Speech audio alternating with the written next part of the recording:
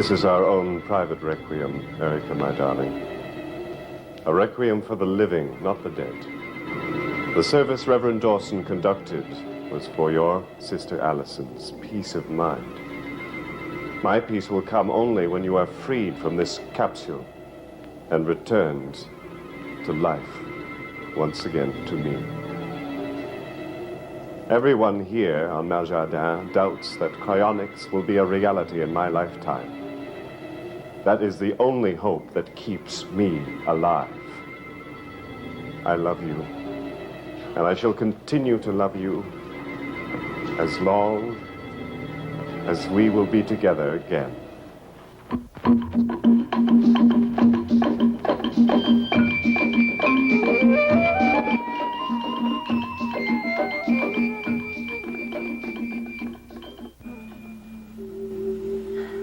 You poor dear, you must be exhausted. Exhausted, Mrs. Marshall. Emotionally strung out. Very nervous. You've every right. It's been a shattering day for you and Mr. Desmond. His darling wife, your dear sister. But it was a lovely service. Lovely? That's hardly the word that I'd use for a service for the dead. Perhaps you're right. It was a poor choice. Tasteful? There are no words to ease sorrow, Mrs. Marshall.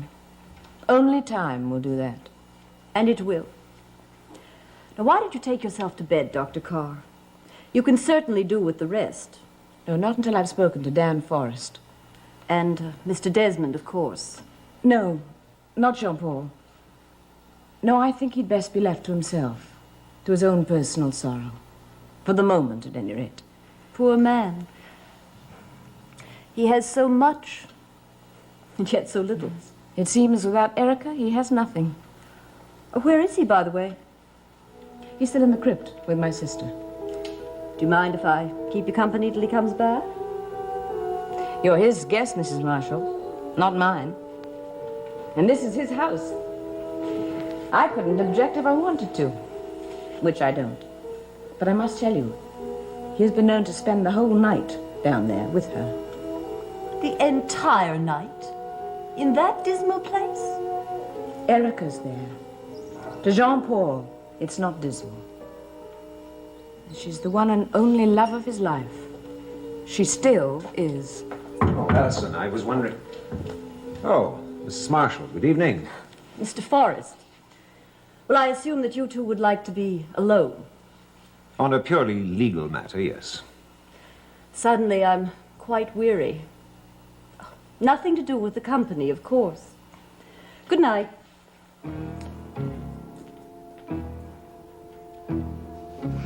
As a matter of fact, I'm half asleep already.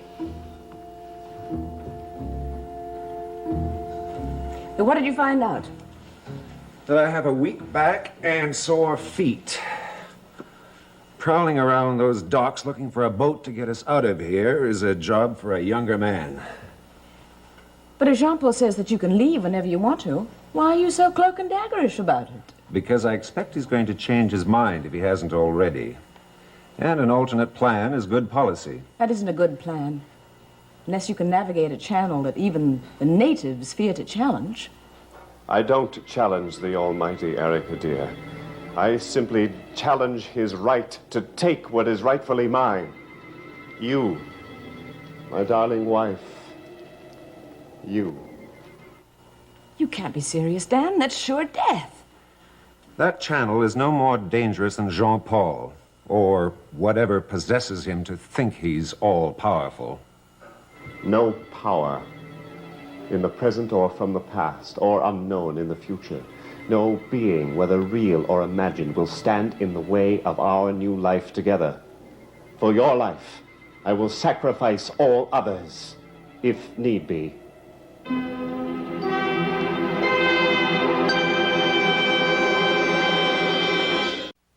Why so harsh on Jean-Paul, after all these years together?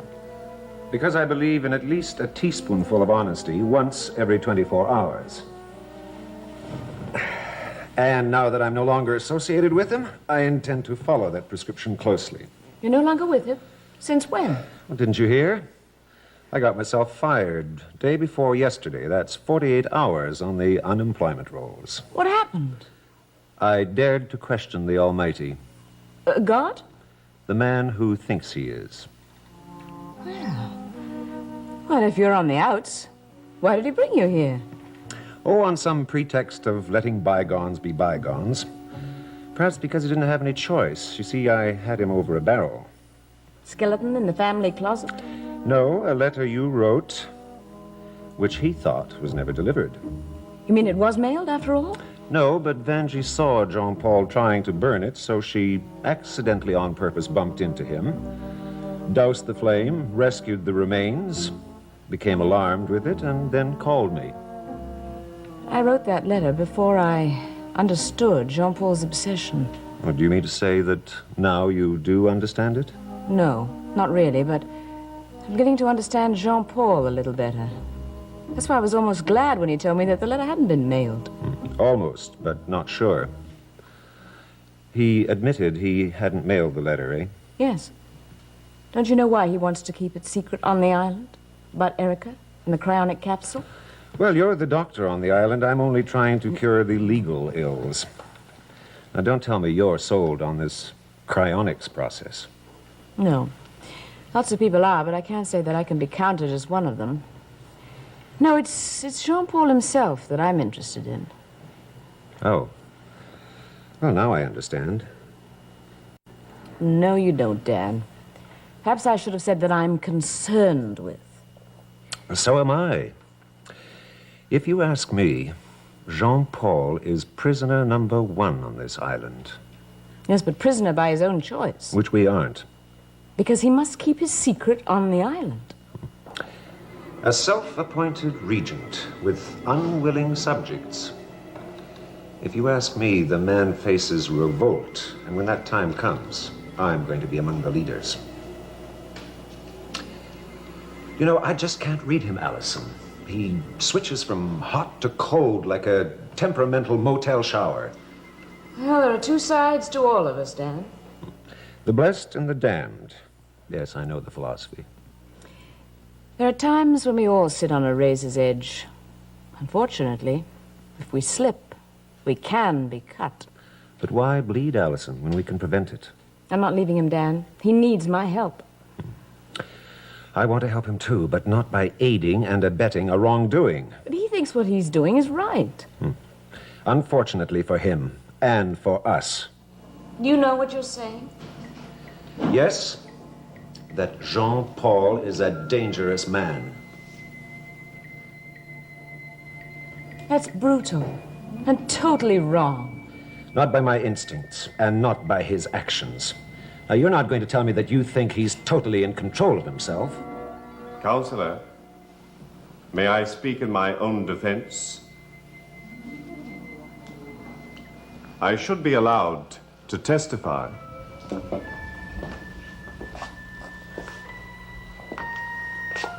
How much have you heard? Enough to know my friends and enemies. We're both your friends, Jean-Paul. In spite of what I've heard, I'll accept that for the time being. Well, now, what's that supposed to mean? The facts will eventually speak for themselves, Dan. As an attorney, you should know, a case can be won or lost on a poor presentation of facts. I had to discover that love and companionship were not on the buyer's market. It was especially difficult for me, since people would trade friendship for money, particularly women. And then I met Erica. She could have had a career for herself in the theater, public adulation, everything she wanted. But she wanted only me. Just me. And I wanted her. She gave up everything for me, and I likewise will give up everything to prevent anyone from stopping me.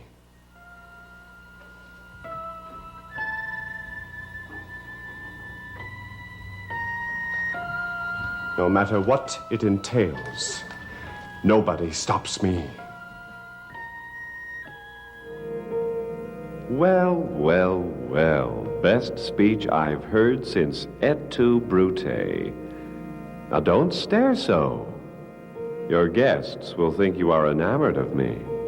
And with your back to them, you may wind up as Caesar with a knife in it, unless you beat them to the punch.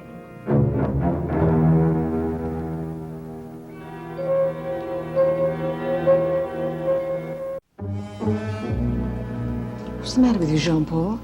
You suddenly acted as if we weren't even here. More as though you hoped we weren't. What comes over you all of a sudden that affects you so strangely? Look, Dan, if you want to leave, then go. But you must promise me to say nothing about what has happened on this island. I'm not sure I can promise that. For old time's sake. For the old Jean-Paul, I wouldn't even have to be asked.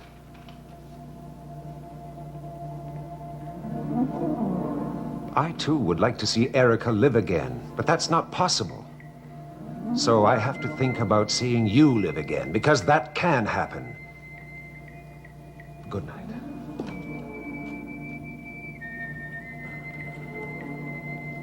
It hasn't been an easy day for any of us. Where are all the others? Asleep, I presume. Mrs. Marshall tried to fight that potent wine we had at dinner. But finally, she had to give in, too. Well, you managed it, though. Well, it's because I managed to stay away from the wine. You also managed to stay away from your dinner. Well, I wasn't very hungry. Well, it wasn't exactly a day for a feast, was it? Oh, it certainly wasn't for me. Wasn't for you, either. You didn't eat anything. I know. I couldn't help seeing Erica at the other end of the table. Jean-Paul, you've got to get hold of yourself. I try. Unsuccessfully. But today it was impossible. The service? I loathed it. Especially because it was for my only love. I almost wish I hadn't asked for that last decency for my sister. Last is so final, Alison. So is death. Look, I'm not going to try to convince you anymore. Now, please, don't attempt to change me. But you must stop driving yourself. It's the most important thing that I must drive myself. I drove myself to give you a service for Erica because that is what you wanted. Well, she's my sister. I felt that she deserved some sort of memorial. No, that's exactly what it was. Not a burial. She is sealed from life. Until cryonics brings her back again. All that is most important to me is that Erica lives again. Nothing else matters, so the world can be shut out. And all your guests in. Well, to have love again, it may be necessary to be hated. Your guests don't hate you. They're afraid of you, Jean-Paul. Dan Forrest isn't afraid. Yes. He's afraid for all of us here.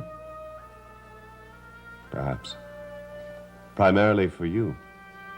As I am afraid that anything might go wrong for Erica. I'm just beginning to realize how very deeply you can love. Are you? Yes, I think so. Except that we're too close together, Alison.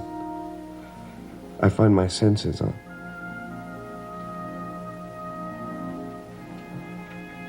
Good night, Jean-Paul.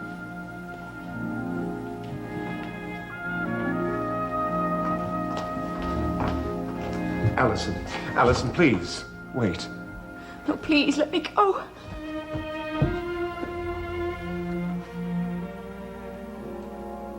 Faint heart. Oh, was it hers or yours?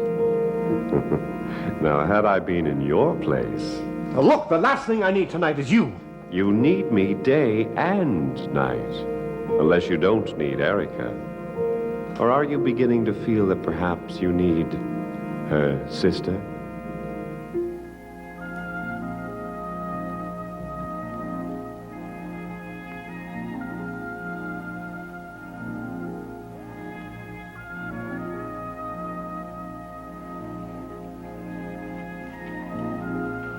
What's the matter with you?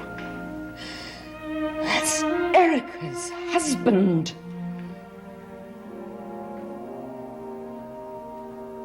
What are you doing to me? I'm not a vital, throbbing woman. Allison is, as Erica was. Erica will be again. But until then, You are a devil. don't you wish you were? Or are you?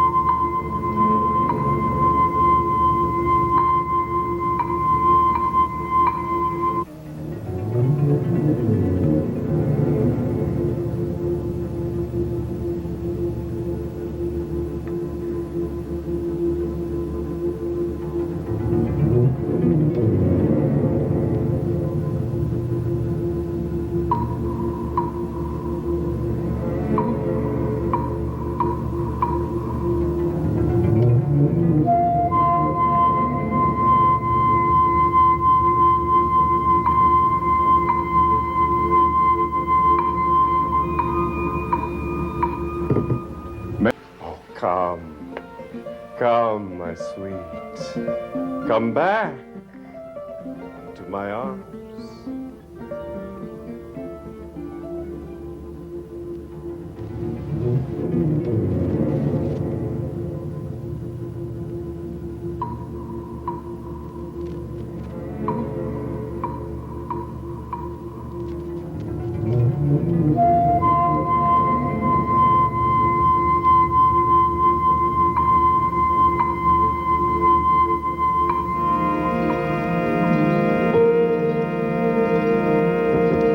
Your conscience will be the death of both of us. To coin a phrase, why fight it?